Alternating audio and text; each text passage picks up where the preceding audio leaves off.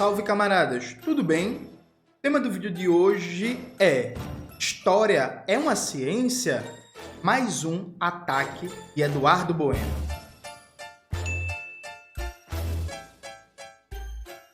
Antes de começar propriamente o tema do vídeo do canal, quero muito agradecer a você que ajuda a manter e melhorar nosso canal a partir do Apoia-se.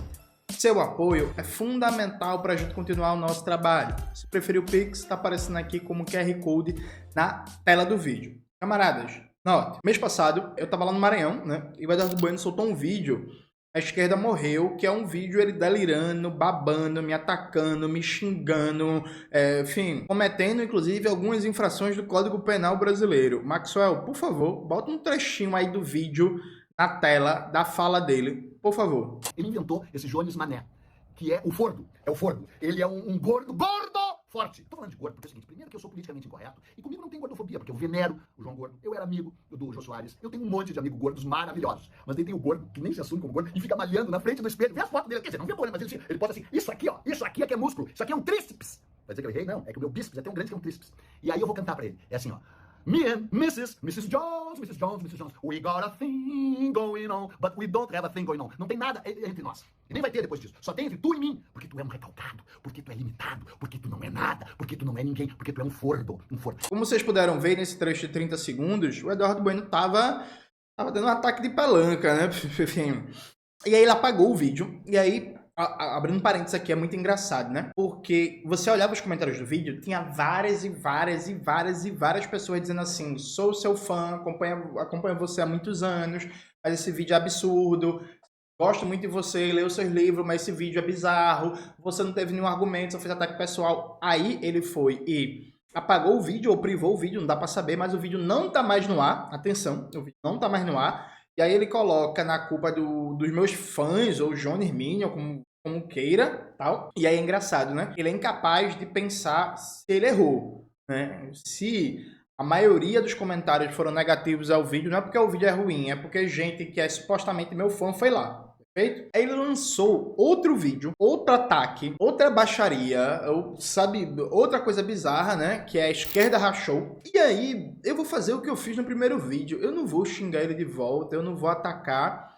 Eu vou aproveitar mais um ataque do Eduardo Bueno para fazer um debate sério aqui com vocês sobre ciência, sobre ciências humanas, sobre teoria da história, sobre historiografia e por aí vai. Onde é que a gente vai trabalhar? No primeiro vídeo que eu fiz, respondendo ao ataque do Eduardo Bueno, coloca aí na tela, Maxwell, por favor. Eu faço um comentário, uma análise, como o Eduardo Bueno ele não faz ciência, né? Ele faz da história um mero decoreba, um mero ajuntamento de fatos, de datas, de anedotas, de histórias engraçadinhas e por aí vai. E o Eduardo Bueno se doeu, né? Por eu ter falado, óbvio, que ele não é um historiador, ele não faz ciência, ele faz alguma outra coisa. Ele falou: vendi 4 milhões de livros, parabéns, o Olavo Carvalho também. E aí, o que é que isso diz? Sabe? Enfim. E aí ele se doeu com isso, não conseguiu defender, né? Porque as obras dele, os livros dele são sérios e tal. Ele veio debochar da ideia da história como ciência. Perfeito? Então eu quero mostrar para vocês os dois trechos que o Eduardo Bueno, para tentar se defender da baixa qualidade dos livros dele, debocha da ideia da história como ciência, mas meio que uma forma consciente ou não, para dizer assim: não importa se a qualidade teórico-metodológica dos meus livros são bons ou são ruins. História é isso, história não é ciência, qualquer um faz o que quer, como quer.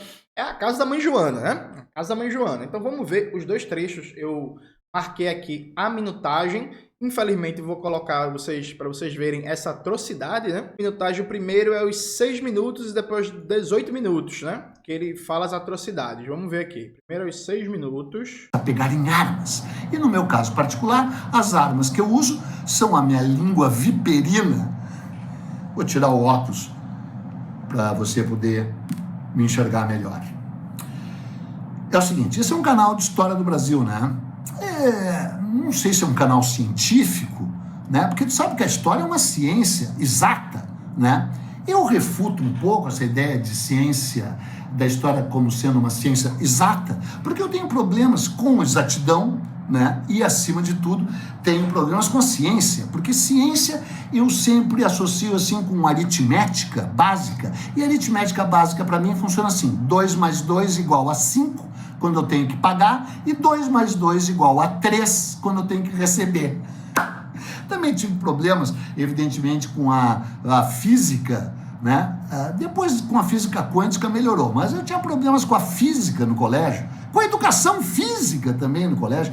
Esse é o primeiro trecho, né? Veja, ninguém acha que história é uma ciência exata, já a gente vai chegar nisso. Agora vamos ver o segundo trecho, que ele debocha da ideia da história como uma ciência. Vamos lá. Os 18 minutos, vamos colocar de novo um pouquinho antes aqui. Da Praça da Sé. Tu sabe o que foi a Batalha da Praça da Sé? Não, claro que tu não sabe o que foi a Batalha da Praça da Sé, porque a tua ignorância constrangedora é o que te traz aqui, né? Esse é um canal só para ignorantes, ao contrário do canal dele, que tem sei lá quantas vezes menos seguidores do que eu, né? O canal dele é só para gente inteligente, para gente cientista, cientificista, e que sabe que a história é, inclusive, uma ciência exata, no qual 2 mais 2 são 5, ou então são 3, né? Mas o fato é que a Batalha da Praça da Sé foi um momento importante. Pronto. Esses são os dois momentos que o Eduardo Bueno tenta fazer um deboche com a ideia da história como ciência, apelando para a ideia da ciência exata. Veja, desde o século XIX, está muito claro que as ciências humanas, entre elas a história, não têm o mesmo estatuto científico, o mesmo estatuto teórico-metodológico que as chamadas ciências exatas. Então, assim, ninguém acha que a história é uma ciência exata, né? A gente pode remontar isso até a Alemanha do século XIX, com a clássica formulação do Dilthey. Bota o nome completo aí dele na tela. Maxwell, minha pronúncia deve estar errada do nome, mas o importante é conhecer a reflexão do filósofo. É pensando a história como ciência do espírito, né? E aqui espírito, lembrando que Marx e Engels também usavam muito essa ideia, né, de espírito como quase que sinônimo de cultura, de obra humana, em diferença aos processos naturais, né, aos processos físicos. Então, assim, está pacificado desde o século XIX que o estatuto científico das ciências humanas é diferente da física, da química, da biologia, da geologia, etc, etc. Então, ninguém acha a história uma ciência humana exata. Agora, a história é uma ciência? Sim. Sim, em que sentido? Vamos lá. Se você pensar ciência como a capacidade de treinar, sistematizar, formular do ponto de vista teórico e metodológico o uso da razão humana para conhecer a realidade para além de sua aparência, claramente sim. No sentido de que o ser humano é dotado de razão, né? Uma capacidade de raciocínio, de linguagem, de abstração que o permite apreender a realidade para além da aparência, da superficialidade dos fenômenos e da própria apreensão do conhecimento imediato. Então, todo dia, no cotidiano, a gente está tendo ações de conhecimento. Então, dando um exemplo, eu estou aqui com um copo Stanley, né? Um copo Stanley que minha esposa ganhou no trabalho.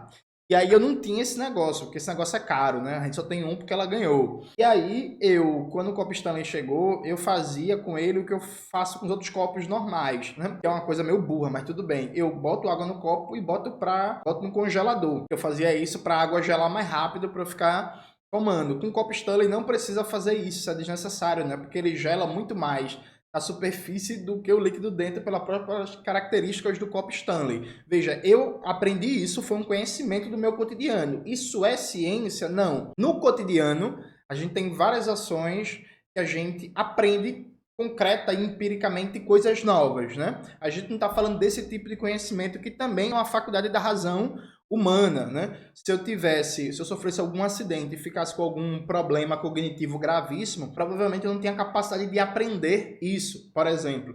A gente está falando de uma capacidade de uso da razão humana para conhecer a realidade que vai para além do cotidiano, que vai para além do imediato, que exige treinamento, exige processo de aprendizagem, exige estudo, exige dominar marcos filosóficos, teóricos, metodológicos de conhecimento humano acumulado para conseguir aplicá-lo à apreensão da realidade. Neste sentido, sim, história é uma ciência, né? Agora, evidentemente, a ciência da história tem especificidades, como eu já falei no âmbito das das ciências humanas, diferente das ciências naturais, né, das ciências exatas. E a história também, no próprio âmbito das ciências humanas, a história tem especificidades, né? Especificidades no âmbito das ciências humanas. Por quê? Repare, o objeto da história é o passado, o objeto de estudo científico? Não. O objeto da história não é o passado. Mas a análise do passado é parte fundamental do trabalho do historiador, da historiadora. Eu diria que o objeto científico por excelência do historiador, da historiadora, remontando a clássica definição do Mark Bloch, é a obra dos seres humanos no tempo, né? A própria compreensão de temporalidade e o sentido que a gente dá às diversas temporalidades históricas. E aí, pensar o passado como parte do objeto de estudo do historiador e da historiadora tem algumas consequências, porque veja, do ponto de vista ontológico, e aqui eu vou entrar num debate um pouquinho filosófico, do ponto de vista ontológico, do ponto de vista de um estudo do ser, o passado já passou. É impossível você apreender o passado em sua totalidade. Ele passou, ele é superado. E essa afirmação de peso filosófico, ela tem impacto maior ainda a partir de que temporalidade de passado a gente esteja falando. Então, por exemplo, o Brasil colonial não existe mais. É impossível, por mais que a gente tenha documentos preservados, técnicas arqueológicas e por aí vai, é impossível a gente conseguir reconstruir toda a infinidade de detalhes, os aspectos da vida coletiva na época do Brasil colonial. Então, necessariamente, a gente não lidar com o passado como um todo de uma época histórica, né? O passado como uma totalidade completa, pronta e ali acabada. A gente vai necessariamente lidar com aspectos, fragmentos, elementos de sobrevivência desse passado e a partir disso, desses, por assim dizer, indícios, vai tentar reconstruir a época histórica que está sendo estudada e apreender como é que funcionava aspectos daquela sociedade, a totalidade daquela sociedade, ou fazer um estudo sobre economia, sobre relações de trabalho, relações de gênero, relações familiares, técnicas produtivas, etc, etc. Objetos são múltiplos. Então, o historiador, a historiadora, necessariamente está lidando com indícios do passado, está lidando com fragmentos do passado. Há consolidado também no debate sobre teoria da história que essas sobrevivências do passado que chegam até nós não são inocentes, né? Há, cada época histórica, decisões políticas, de poder político, de conflito político, de luta de classes, a depender de que época a gente esteja falando, que decidem preservar alguns documentos, alguns monumentos, alguns vestígios, alguns aspectos de história e não outros. Então, dando um exemplo clássico. No Brasil, acho que muita gente sabe disso, quando veio a abolição da escravidão, houve uma decisão política, do poder político da época, do Estado na época, e queimar vários e milhares de documentos da escravidão, né? Então, assim, o poder político da época decidiu destruir estes documentos, feito? Então, assim, por definição, qualquer pessoa que for estudar a escravidão no Brasil colônia ou no Brasil império não vai ter acesso a milhares de documentos porque eles foram destruídos por uma decisão política, né? Assim como, embora a gente saiba que normalmente os escravizados não sabiam ler e escrever e que, portanto, tem poucos documentos produzidos pelos próprios escravizados, né, alforriados depois ou não, mesmo a gente sabendo disso, não é também fora de propósito a gente especular que nunca houve um interesse sistemático do poder político, tanto na época do Brasil colonial e escravagista, como na época do Império, como no pós-abolição, de preservar possíveis documentos de escravizados, alfabetizados que liam, escreviam e por aí vai. Então, tudo isso a gente precisa considerar. Então, tem um elemento aqui filosófico que é historiador e historiadora está sempre em processo permanente de busca da verdade histórica, sabendo que é uma dinâmica, como eu já disse, permanente de busca, sabendo das limitações objetivas que se dão pela própria dinâmica da relação do pesquisador, da pesquisadora com o objeto, pelas próprias limitações que são colocadas por relações políticas, por relações de poder. Até hoje tem documentos da época da ditadura empresarial militar que não foram liberados no Brasil. Feito? Até hoje tem documentos da época da Guerra do Vietnã dos Estados Unidos que os Estados Unidos nunca liberou. Então, assim, o historiador, a historiadora tem que ter consciência que na hora de buscar fazer uma análise científica de algum evento histórico, vários aspectos daquela realidade estão negados e a realidade em si, que está em análise, passou. Então, do ponto de vista ontológico, Você nunca vai analisar o passado tal como aconteceu, como se dizia um certo bordão positivista do século XIX. Isso é impossível. Você vai buscar num movimento permanente de aproximação, de esforço teórico-metodológico de pesquisa, chegar o mais próximo possível da verdade histórica. Dizer isso significa não dizer que existe verdade histórica? Não. Veja, na história, na teoria da história, existe o que a gente chama de historiografia, né? Então, por exemplo, as abordagens dominantes de uma época sobre um objeto mudam radicalmente, né? Então, um exemplo clássico, Quilombo dos Palmares, né? Recentemente eu li um livro do Clóvis Moura, Injustiças de Clio, o negro na historiografia brasileira, que tem uma nova edição lançada pela editora Dandara. Bota aí na tela, Maxwell, a nova edição da Dandara, por favor. E aí, neste livro, o Clóvis Moura analisa como a historiografia brasileira, até mais ou menos o final dos anos 30, né? Ele termina com Oliveira Viana, analisava a questão do negro e da escravidão. E o Clóvis Moura mostra que no final do século XIX para começo do século XX, era muito comum os historiadores mais prestigiados e falados da época tratarem do Quilombo dos Palmares e sempre tratarem o Quilombo dos Palmares de maneira negativa, de maneira pejorativa. Então você pega a historiografia consolidada ali do final do século XIX para começo do século XX e é só falas absurdas, grotescas sobre o Quilombo dos Palmares, inclusive figuras que são conhecidas, celebradas até como alguém meio progressista, como é o caso do Euclides da Cunha, né? Aí beleza, você pega historiografia brasileira, produção sobre história brasileira do século XIX até as primeiras décadas do século XX, é pau no Quilombo dos Palmares. A partir dos anos 40, 50, começa a ter novas abordagens sobre o Quilombo dos Palmares, né, com destaque para o livro do Edson Carneiro, famoso antropólogo baiano, O Quilombo dos Palmares, e depois, nos anos 70, o livro do Décio Freitas, né? Palmares, a Guerra dos Escravizados. São dois livros que já fazem uma abordagem totalmente diferente do Quilombo dos Palmares. No meio tempo, o Guerreiro Ramos escreveu, ainda que coisas rápidas, Abdias do Nascimento, Clóvis Moura, Lélia Gonzalez, Beatriz Nascimento, blá, blá, blá, um bocado de gente escreveu de uma perspectiva diferente sobre o Quilombo dos Palmares. Nos anos 80, né? Um renascimento do movimento negro, fundação do MNU e tal, uma porrada de historiadores com destaque para figuras como Joel Rufino dos Santos, escreveram mais ainda sobre Quilombo dos Palmares, totalmente diferente do que o Oliveira Viana, do que o Euclides da Cunha, do que o Vanhag, do que o Soltway e por aí vai, escreviam sobre Quilombo dos Palmares de maneira difamatória no século XIX e começo do século XX. Então você tem o mesmo objeto histórico, abordagens radicalmente diferentes, né? Você pega Clóvis Moura, no Sociologia do Negro Brasileiro, falando do Quilombo dos Palmares, você pega o Oliveira Viana falando do Quilombo dos Palmares, as abordagens são radicalmente diferentes. O que acontece? Isso significa que a história não é ciência, cada um fala o que quer, porque claramente a leitura do passado muda de acordo com as necessidades históricas do presente. Necessidades históricas no sentido de necessidades político-econômicas, sociais, ideológicas, configuração do sistema de ensino universitário, mercado editorial e por aí vai. Por quê?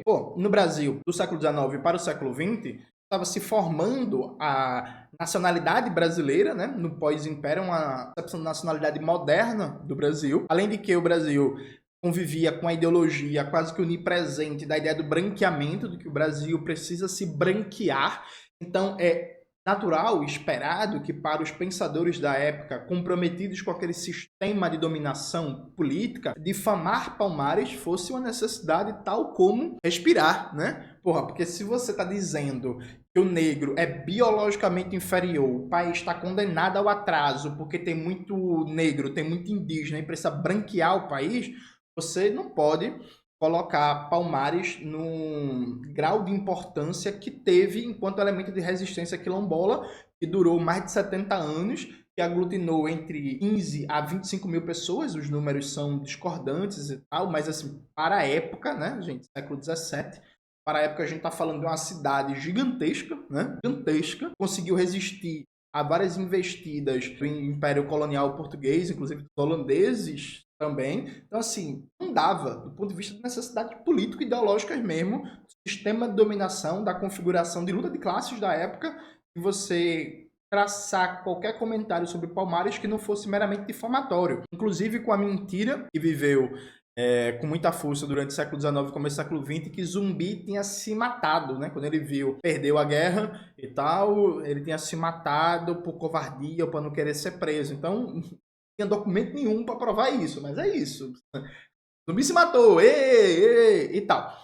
Já, evidentemente, a partir dos anos 40, 50, com o fortalecimento do movimento negro, o papel do teatro experimental do negro, o próprio processo de urbanização e industrialização feito a partir da Revolução de 30, você tinha mais negros e negras no papel de intelectuais, de professores, escritores, poetas, militância organizada, é claro que ia surgir outras demandas políticas. Então, sim, a leitura do passado é condicionada também pelas necessidades do presente, necessidades econômicas, necessidades políticas, ideológicas, pelos conflitos do presente. Isso significa que faça o que tu queres, pois é tudo da lei, é isso. Se a visão do passado muda de acordo também com elementos de demanda do presente, né? Elementos de luta política do presente, então tudo é válido? Não. Por quê? Tem visões do passado que estão certas, tem visões que estão erradas. Tem visões que estão mais próximas da verdade histórica, tem visões que estão mais distantes da verdade histórica. Então, acabei de dar um exemplo para vocês. Quem defendia que Zumbi se matou, estava mentindo. Então, a gente pode explicar o condicionante político, ideológico que fez com que historiadores sérios, que tentavam ser sérios, rigorosos, afirmassem um negócio desse sem prova. O que não muda o fato que isso é mentira. Explicar o condicionante histórico, político, ideológico, não muda o fato de que é uma mentira.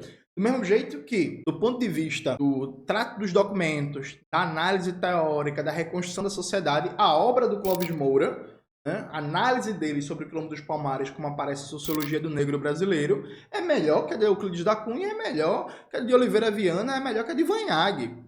Sim, são análises diferentes, épocas históricas diferentes, que estão postas a partir de demandas político-ideológicas e conflitos de classes diferentes. Estas diferenças, essa contextualidade política da produção teórica não nega que existe análise melhor e pior, análise que é boa e que é ruim, análise que tem critério teórico-metodológico refinado e que não, né? Então, deixa eu dar um exemplo para vocês. O Clóvis Moura, ele mostra nesse livro que eu acabei de citar, Injustiças de Clio, o Negro na Historiografia Brasileira, que era comum, especialmente no final do século XIX, os principais nomes da produção sobre história do Brasil retratarem o Quilombo dos Palmares na perspectiva de bárbaros, de desorganizados, de meio que burros, violentos, imbecis e tal. E aí, veja, isso está errado, porque se os membros do Quilombo dos Palmares fossem bárbaros, imbecis, ignorantes e tal, eles não tinham resistido por décadas ao poder do Império Colonial Português, inclusive por um período ao poder do Império Holandês. Na prática, o Quilombo dos Palmares foi, excetuando as experiências indígenas, né, como, por exemplo, a experiência de resistência dos Mapuche ao sul do Chile e uma parte ali também da Argentina, falando só especificamente das experiências quilombolas, né, quilombola no Brasil, na América Espanhola eles chamam de cimarrones, a América Espanhola chamava de palenques, e aí, na prática, o Quilombo dos Palmares foi o maior quilombo da América Latina, né? Aliás, da América do Sul, desculpa, América do Sul. Então, assim, não orna, tá errado. O condicionante histórico, político, da análise explica a naturalização do erro, mas não nega que está errado. Então, assim, o Clóvis Moura está mais certo do ponto de vista da verdade histórica. Do ponto de vista da verdade histórica, porque ele consegue analisar a estrutura de defesa militar do Quilombo dos Palmares, ele consegue explicar por que o Quilombo sobreviveu tanto tempo. Do mesmo jeito que, nos últimos anos, surgiu uma tendência muito conectada, essa meio virada conservadora em vários aspectos da cultura brasileira, né? A dinâmica de luta de classes no Brasil, quer dizer que Zumbi tinha escravos. Isso está errado, teoricamente. Isso está errado por um motivo bem simples. Zumbi não era um proprietário privado, né? Ele não tinha como ter escravos. Isso está errado por definição. Ah, não, o Quilombo dos Palmares também capturava escravizados e eles passavam um tempo servindo ao quilombo. Verdade, não era propriedade individual de ninguém e essa era uma espécie de tempo de adaptação e as pessoas passariam a liberdade, né? Não como alforriado, mas como membro integrante do Quilombo dos Palmares. Isso era, inclusive, um processo necessário dentro de um contexto de guerra. Não tinha como Zumbi ter escravo, porque Zumbi não era um proprietário privado.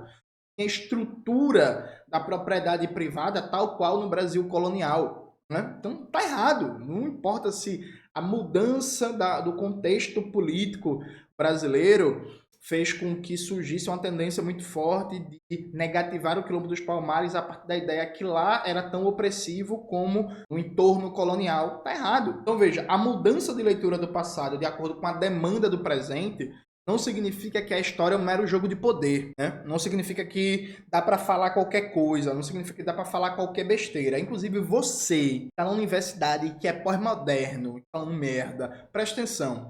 Se você diz que a história é mera relação de poder, você diz que a memória histórica é uma mera relação de poder, é impossível para você combater aberrações como o Brasil Paralelo.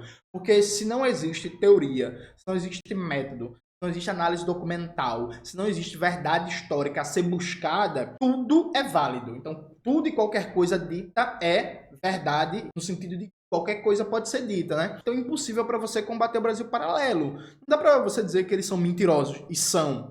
Que eles são desonestos, e são. Porque mentira e desonestidade tem como referencial ter algo que é verdadeiro e algo que é honesto do ponto de vista teórico-metodológico. Perfeito? Além de que, história também demanda muita teoria. Veja, um bom historiador, ele é necessariamente alguém que consegue passear bem por várias dimensões das ciências humanas, né? Então, um bom historiador ele tem que saber um pouquinho de economia, de teoria política, de filosofia, sociologia, antropologia, geografia humana, geografia física, etc, etc, etc, para conseguir, inclusive, formular teoricamente as perguntas necessárias aos documentos, às fontes que ele está acessando e para conseguir, inclusive, ter capacidade analítica de abstração, de entender aquelas relações que estão sendo pesquisadas. Vou dar um exemplo para vocês. A partir dos final dos anos 70, mas com mais força nos anos 80, surgiu uma tendência de analisar a escravidão nas Américas a partir da chave do consenso, muito influenciado pela obra do Junk Habermas, né, que o Haddad é fã. Começou a se pensar a ideia de olhar os espaços que existiam para consenso, para acordos, para jeitinho no âmbito da escravidão. Então, por exemplo, o escravo era escravo, beleza, mas o senhor de escravos tinha que permitir que na sexta-feira à noite os escravizados batessem seus tambores, fizessem seus rituais religiosos e tal, porque senão aumentava o risco de rebelião, então tem uma margem de negociação. Só que se fez isso dentro de uma chave teórica que tinha uma premissa que era o seguinte: não importa o que é o fenômeno em sua totalidade, não importa o que é determinante, a própria ideia de determinação saiu sendo banida quanto categoria teórica central. O importante é analisar as coisas e cada um tem a sua importância e é tudo igual e por aí vai. Quase que vulgarizando um pouco a crítica, né, gente? Então, assim, existia espaço de negociação na escravidão? Não, existia, óbvio, mas microespaços de negociação no âmbito de uma estrutura que era uma estrutura essencialmente opressora, desumanizadora, exploradora, violenta e assassina. É a mesma coisa que você negar que um sequestro é um sequestro porque a pessoa chegou pro sequestrador e disse assim: bicho, se eu não comer, eu vou começar a gritar, eu vou brigar com vocês, eu não vou colaborar e tal. Aí o sequestrador vai lá e dá comida pra sequestrada. Veja, isso foi uma negociação, mas isso não nega a essência do fenômeno, que é um sequestro, né? É um ato de força contra outra pessoa, perfeito? Então, assim, o marco teórico errado impede de você compreender o fenômeno histórico, por mais que você tenha acesso às melhores fontes, os melhores documentos, os melhores arquivos. Não, passei pelos melhores arquivos, bibliotecas públicas da Europa, tive acesso a documentos que a maioria dos historiadores do Brasil não tem, mas se você tiver um marco teórico errado, você não vai entender bem, né? O Jacob Gorender até escreveu um livro na época, A Escravidão Reabilitada, né, fazendo um debate sobre essa tendência que estava ali colocada. Nem concordo com todas as conclusões do livro. O Clóvis Moura também fez uma crítica que, para mim, melhor que o do Jacob Gorender, né, no livro O Negro, do Bom Escravo ao Mau Cidadão. Então você precisa ter um marco teórico correto. Mesma coisa debate sobre ditadura empresarial militar no Brasil. Uma das grandes polêmicas dos últimos 20 anos, levantada por historiadores como Daniel Arão Reis Filho, é a afirmação, o Marco Antônio Villa também faz isso, né? Mas enfim, é a afirmação de que a esquerda que resistiu à ditadura, ela não lutava por democracia, ela lutava para colocar uma ditadura no lugar. Qual é o X da questão? Para o Daniel Arão Reis Filho e para o Marco Antônio Villa, o conceito de democracia é único, é o conceito de democracia liberal. Então eles não analisam em si o conceito de democracia próprio a cada organização de esquerda que lutou contra a ditadura. Eles partem de um conceito a priori de democracia, conceito de democracia liberal, diga-se de passagem, formado pós-queda do Muro de Berlim, pós-fim da história e por aí vai. E aí, a partir desse conceito a priori de democracia liberal, dizem que a esquerda, inclusive principalmente a esquerda que pegou em arma contra os militares, não era democrática, defendia a democracia liberal. Veja, isso está errado. Por mais que você tenha um bom trato técnico dos documentos, das fontes, fosse, cavuque em arquivos e tal, a concepção de trato teórico que você está dando às fontes vai fazer com que você chegue a erros. Então, assim, o historiador, a historiadora, bom, ele precisa ter capacidade teórica e vários aspectos, inclusive de debates históricos, várias grandes polêmicas, não é tanto uma polêmica gerada em torno da interpretação ou não de documentos, da interpretação ou não de fontes. É, inclusive, gerado em torno do conceito que se está mobilizando ou do arsenal teórico que se está mobilizando para interpretar as fontes disponíveis. Então, por exemplo, teve uma polêmica do fim do mundo nos anos 60 e 70 se o escravo era ou não um proletário. Isso mesmo, gente. Na América colonizada, por Portugal e por Espanha, teve uma polêmica se o escravo era ou não um proletário. Proletário mesmo, no sentido moderno, do proletariado de Marx e Engels e tal. E alguém pode pensar assim, mas Jones, que absurdo. É claro que eles não eram proletários, eles eram escravos.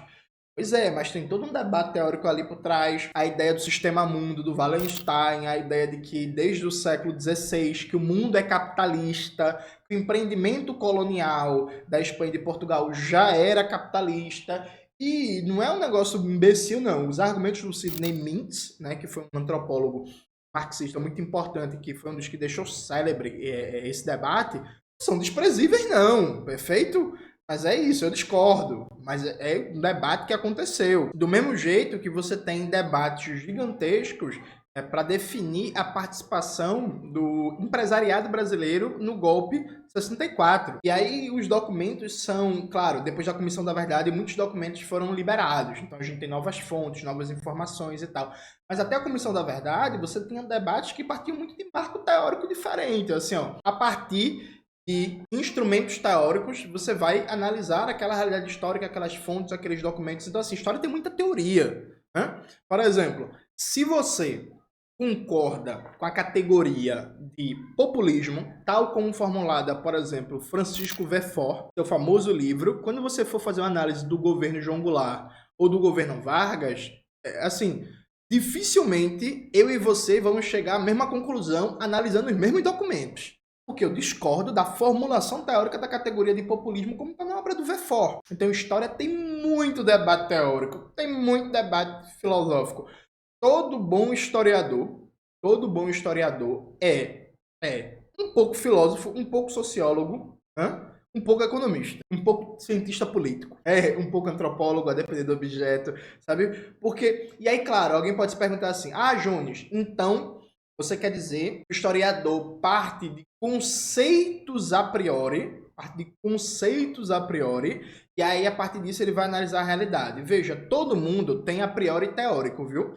Esse negócio de um agnosticismo teórico, que eu não sou preso a nenhuma teoria, a nenhum conceito, eu estou aberto. Isso não existe. Todo mundo tem pressuposto teórico. E dizer que todo pressuposto teórico é errado já é um pressuposto teórico, beleza? Dito isto, mesmo que necessariamente você vá se debruçar sobre o objeto com aspectos teórico-metodológicos já consolidados, você precisa também ter abertura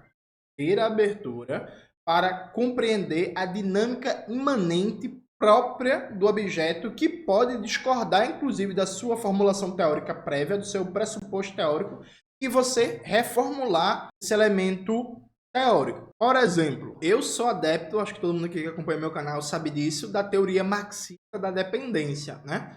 Há uma tendência nos teóricos da TMD de achar que a burguesia interna, a grande burguesia interna, aderiu ao golpe, fundamentalmente ao golpe de 64, fundamentalmente por causa da penetração gigantesca do capital estrangeiro na economia brasileira a partir dos anos 50, e quando veio o golpe de 64, essa grande burguesia interna já estava subordinada no âmbito do bloco no poder ao capital estrangeiro, e aí o capital estrangeiro, como classe hegemônica no bloco no poder, decidiu dar o golpe e a burguesia interna foi de arrasto. Eu acho que não. Veja, eu acho que no golpe de 64, o fator fundamental de consolidar o apoio da burguesia interna ao golpe foi o fator político de um trabalho político-ideológico feito pelo IPES e o IBAD, principalmente, mas não só, e o fato de não ter tido reação e ameaça de guerra civil, como teve na campanha da legalidade. Então, sem negar o elemento econômico que é fundamental para explicar a predisposição de comportamento de ação política de classe, para mim a predominância aqui está no elemento político-ideológico da agitação e propaganda feita pela classe dominante, né? Pelo imperialismo, fundamentalmente, para consolidar um sólido bloco de sustentação ao golpe, e pelo elemento da ação política, aqui pensada como as estruturas estão postas, mas elas não são determinantes absolutos da ação dos sujeitos no momento do fazer histórico. Você tem a própria consideração política, tática, de no momento do fazer histórico, de fazer o cálculo, né? Cálculo de perdas e ganhos, de ação, de possibilidades, medos, incertezas, inseguranças, certeza de vitória e por aí vai. Então, assim, o fato de não ter tido uma resistência do presidente Jango, por exemplo, no momento, e o fato de ter tido um trabalho político ideológico muito sólido, inclusive em resposta ao que foi a vitória da campanha da legalidade, para mim é um fator determinante na adesão da grande burguesia interna ao golpe de 64. Alguém pode dizer assim, que a própria radicalização da classe trabalhadora na época, né? Alguém pode dizer assim, Jones, mas a tese marxista diz que a economia é determinante em última instância, então é claro que foi o papel da desnacionalização da economia e o crescimento do investimento estrangeiro direto a partir de todos os anos 50 que colocou essa grande burguesia interna subordinada ao imperialismo. Veja, eu acho que não. E eu acho que eu negar esta tese, que é a economia que explica centralmente, e não estou negando a importância da economia no condicionante do comportamento político e ideológico. Para dizer que a economia por si só explica isso, eu não acho que é ser antimarxista. Então, assim, tem muito debate teórico, né? E aí, debate teórico, gente, formulação teórica é boa ou é ruim. Tem teoria que é boa, tem teoria que é ruim, tem teoria que tá certa, teoria que tá errada. A teoria cada um formula uma. Não. Tem teoria que é boa, tem teoria que é ruim. Eduardo Bueno, por exemplo, ele não faz teoria. Quando ele tenta fazer, é péssimo. Perfeito? Então, tem muito da avaliação da qualidade de uma obra histórica, de uma análise histórica, de uma pesquisa histórica, é a qualidade do seu marco teórico metodológico de análise. Se a capacidade analítica, produzir teoria do historiador, da historiadora, é boa ou é ruim. No primeiro vídeo que eu gravei respondendo ao Eduardo Bueno, eu citei o livro da Anita Prestes, A Coluna Prestes. Eu achei fantástico, mais uma vez citando esse livro como um exemplo, e a Anitta, no começo do livro, ela expõe qual é a minha concepção de história, a minha concepção de teoria, vou trabalhar aqui com a teoria marxista, por causa disso e tal. Ela abre o livro expondo qual é o marco teórico metodológico que ela está analisando a coluna Prestes. Perfeito? Qual é o marco teórico metodológico que ela está analisando a coluna Prestes. Para a partir daí, inclusive, você saber como está sendo produzido o manejo das categorias, né? É claro que a pessoa não precisa necessariamente dizer isso, né? Você percebe também a leitura. Mas, enfim, eu acho bom. Acho que mal não faz dizer porque você está usando uma abordagem marxista, funcionalista, weberiana, pós-estruturalista, estruturalista. Acho que mal não faz, acho que é importante. Então, veja, esses são só alguns aspectos do debate sobre história enquanto ciência, do debate enquanto história como algo sério, sabe? A gente precisa acabar, enterrar de vez uma certa vulgarização pós-moderna, né, do ponto de vista teórico, e no contexto brasileiro específico, uma vulgarização jornalística direitista que surgiu da história. E é isso, pensar a história como gracinha, como anedota, como cada um fala merda que quiser, que tá tudo certo e por aí vai. Não, tá errado. Tá errado. A história, quanto ciência, e particularmente a história brasileira, é muito séria pra gente tratar de maneira chutada, como se fosse um qualquer coisa, sabe? Sim, tem método, tem teoria, pesquisa, tem técnicas de pesquisa. Eu falei isso no vídeo passado, eu acho, respondendo ao Eduardo Bueno, e meu irmão, ó, a história oral é uma técnica de pesquisa, né? Você pegar depoimentos de pessoas participe do momento histórico que você está analisando, né? E aí, bicho, tem tanto debate, tem tanta produção sobre qual é o papel da história oral enquanto fonte, como é que essa fonte é produzida, como é que você conduz uma entrevista, como é que você tenta filtrar, o que é a memória da pessoa do período, o que são projeções posteriores sobre como a própria época histórica impõe a reconstrução da memória. Então, por exemplo, se você vai entrevistar alguém hoje sobre a ditadura empresarial militar, tudo que aconteceu depois da ditadura empresarial militar provavelmente vai moldar a memória dessa pessoa, a forma como ela vê o passado que ela mesmo viveu. Então, assim, é um debate homérico sobre uma técnica de pesquisa, história oral, né? Então, assim, não, história sim é uma ciência, e aí é claro, para o Eduardo Bueno, é fundamental que a gente não trate história como ciência, né? Porque se a gente tratar a história como ciência, a gente vai descobrir que o que ele faz é uma porcaria. Você pode ter vendido 15 milhões de livros, 30 milhões, 40 milhões, continua ruim. Ruim, tem rigor teórico-metodológico, fraco, cheio de problema, frouxo. E outra coisa, não responda de novo não responda de novo não, porque senão eu começo a pegar os seus livrozinhos ruins e mostrar que é ruim, e mostrar que tem erro, inclusive erro primário, sabe? Até essa coisa que ele se orgulha muito de saber decorar nome, data, não sei o que, até isso tem erro. Então, não aperrei muito não, é isso mesmo. História é uma ciência, exige seriedade, exige dedicação, exige pesquisa, como toda ciência, né? Por último, não. Antes disso, antes do último recado, se inscreva na minha lista de transmissão, né, gente? No Zap Zap, a gente tá já chegando a 10 mil pessoas, falta você. Bota aí na tela, Maxwell, por favor. Lá tem todo o conteúdo que a gente produz e recomenda. Entra lá e não perde nada. Por último, veja, Eduardo Bueno, ele, nesse vídeo, né, ele rachou, ele tentou se colocar como anarquista, né?